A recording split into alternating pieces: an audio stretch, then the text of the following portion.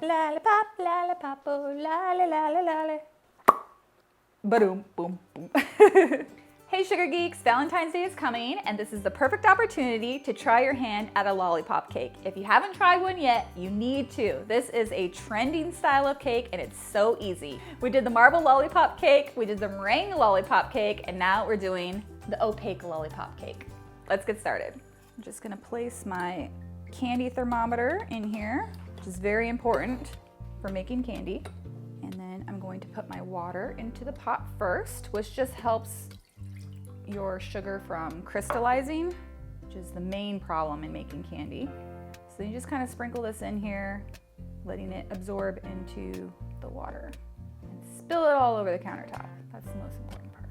Okay, and then we're gonna go ahead and add in the corn syrup. You could also use glucose or golden syrup. This just helps also not crystallize. Everything's to stop crystallization. All right, so now we're gonna bring this to a boil. Turn on medium-high. We actually don't even need this yet. I'm just gonna take this out. And then I'm just gonna cover this with a lid. No stirring. So the reason we don't need this candy thermometer is because water boils at 212 and the candy is done at 300, but you can't walk away because as soon as all that water is gone, it's like 300. All right, now that we have some steam going, this steam is important because it basically dissolves all of the excess granules of sugar that might be around the edge of the pot, which, surprise, causes crystallization, which we want to avoid. So once your mixture is boiling, you just want to leave this on for 3 to 4 minutes just to make sure all that sugar is dissolved. But then you got to take it off because we can't make candy with water in there, which is what that steam is. So now I can put my candy thermometer on. Still no stirring. And this is gonna hang out around 215 degrees, 220, until all of this steam evaporates. So depending on how fast your water evaporates, that could take a few minutes. But then once this steam stops coming out, you know all the water is gone. And then that temperature is going to start rising. There's going to be less bubbles. It's going to start looking thicker. And as soon as we get to 300 degrees, we want to take it off the heat. Otherwise, you end up with caramel. All right, so we are at 300 degrees. And dunk this in our ice water. Stop cooking. Okay, so now for the fun part, making the lollipops. If you want them to be different flavors, you can divide up your sugar and flavor them individually, but I am lazy. So, I mean, obviously I am making my own lollipops. That's the epitome of being lazy. I'm gonna take some watermelon candy flavoring and add that in there. This happens to be pink, so it works out well. But if you were trying to add some other flavoring in there that like had brown or blue, it's gonna be that color, so be aware. I'm wearing gloves because we are working with sugar that is 300 degrees, so please protect your little hands. Even if you think you don't need it, you do. And now what I'm gonna do is prepare my mold. I got this guy from Michael's. They have tons of these different shaped molds and things. And I'm pretty sure this is for making cakes or chocolates, but we're gonna make lollipops. And what I'm gonna do is about 1/4 of an inch from the bottom, I'm just gonna put a tiny little hole, not a big one, just enough to fit a lollipop stick in. And you want it to have a nice tight fit still. And then I'm gonna take my lollipop sticks and just put them in that little hole. If your lollipop mixture starts getting cold, you can just heat it back up on the stovetop, just until it's liquidy again.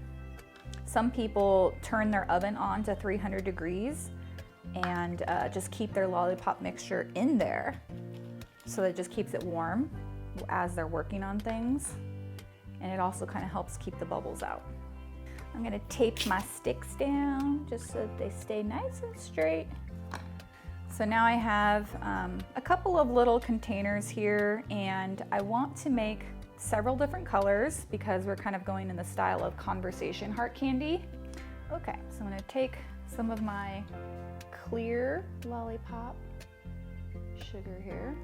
I'm not gonna fill my bowl up too full because we don't wanna burn ourselves. These are just silicone bowls that you can get off of Amazon. The first one I'm gonna do is the pink, because hello, it's already practically pink. I'm gonna add just 1 drop of electric pink, just a little bit of pink on the end of my popsicle stick.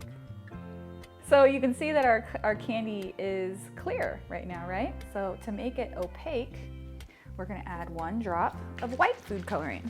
These are not special candy food colorings, they're just regular liquids. That bubbling is just the water evaporating out of the food coloring. We have a nice opaque color now.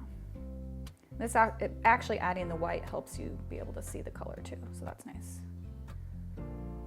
And if this starts getting too hard inside the silicone cup, you can just pop it in the microwave for like 5 seconds. Just a little bit more pink. It's a little bit peachy.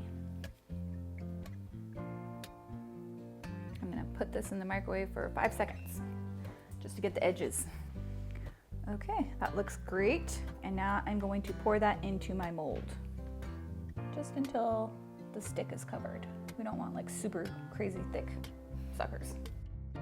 And then just grab your blowtorch, which you have, you know, because you're a candy maker now. A little creme brulee torch. If there's any bubbles on top, you can just pop them real quick. And then if you wanted to add some sprinkles or anything really, this is the time that you would add them on there, but I'm just gonna leave mine plain. Now we can make our other colors. All right, to make purple, I'm gonna start out with a little bit of pink so that the purple has a nice base tone. If you just do straight purple, it ends up looking kind of like blah.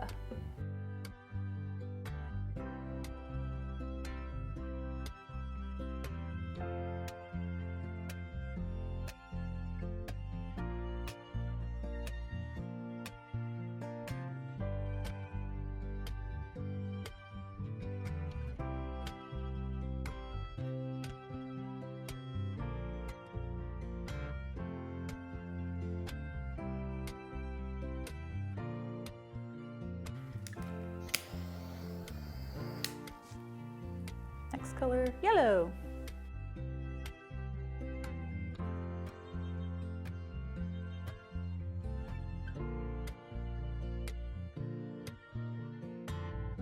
If the color is too bright, you can just add a little bit more white and tone it down.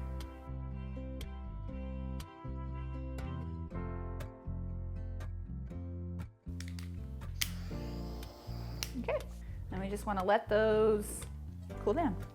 These are all set up. I'm going to remove the tape. And then all we have to do is just flip these guys inside out like that and pull them out. Ta-da!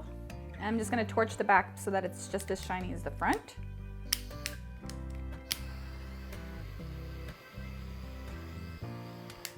Beautiful. Homemade lollipops, so easy. Now, if you live in a really humid area, you might want to cover these in a clear food spray to seal them from getting sticky. Some stickiness is normal. It's a lollipop. They're hygroscopic. They like to absorb moisture from the air, but that's totally normal. You can also rub a little bit of oil on the outside, or if you don't care if they're shiny, you can even dust a little cornstarch on there. And then any leftover, I'm just gonna pour a little bit into a smaller heart mold. This is not 100% necessary, but I have one, so I might as well do it. Okay, now we're going to make our pink velvet cake, because that sounds very Valentine's-y, right? You can get this recipe on sugargeekshow.com. The link is in the video description below. I like to trim off the brown edges of my cake because it makes for prettier slices. This is definitely not necessary, but if you're a little OCD like I am, then you're gonna wanna trim off those edges, or you could use baking strips. I'm too lazy to use baking strips. I'm frosting this cake with Italian meringue buttercream, one of my all-time favorite buttercreams. It's so silky and smooth and is absolutely delicious, but is a little bit more work than, say, my easy buttercream. This recipe is also on my blog, link in the description below. I'm also filling my pink velvet cake with this buttercream because it is so good, but you could also try like strawberry filling, white chocolate buttercream, stabilized whipped cream, ermine buttercream would be really good. Pretty much anything goes with pink velvet. I'm just going to do a quick crumb coat to seal in all of that velvety goodness and then chill this for about 10 minutes in the refrigerator before I do my final coat. Okay, so now I'm going to do a thick final coat of my Italian buttercream.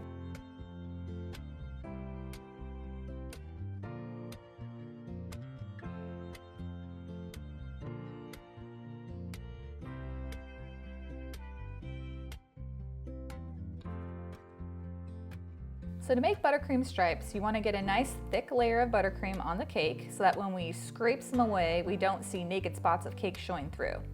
This is a striping comb from Esther Cakes. This works really good for making those really clean buttercream stripes. You're going to start off really slow, just turning and scraping away some of that buttercream. It takes me about 3 turns until I feel like my stripes are defined enough. And now I'm going to pop this in the freezer while I mix up my buttercream colors. Divide your buttercream into 3 bowls, and I'm going to add some color, the same color that I use for my lollipops so that they match. I'm going to make them a nice pastel color because I think that's really pretty. Now we're going to go ahead and alternate piping each color onto this cake. Fill in any little gaps you have and scrape away. Just keep doing this process until you're happy with the look of the stripes.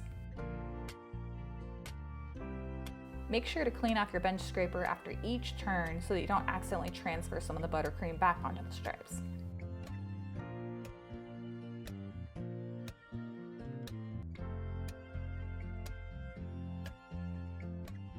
Now we're just going to clean up that top edge, transfer this cake to a cake plate or a board if you have one. And now I'm going to add my lollipops. You can arrange the lollipops any way you like. I'm varying the heights and colors and sort of clustering them together towards one side of the cake and then having the little leftover candy hearts flowing down the front. And it's done. How cute is this adorable lollipop cake? Okay, you can't tell me that this does not look adorable. And if you didn't want to make a lollipop cake, you can package these little guys up. And they're great for like Valentine's. You can put little notes on there, be mine, kiss me, go away. If you want to see more videos like this, don't forget to check out my other videos on this channel, and I'll see you guys next week.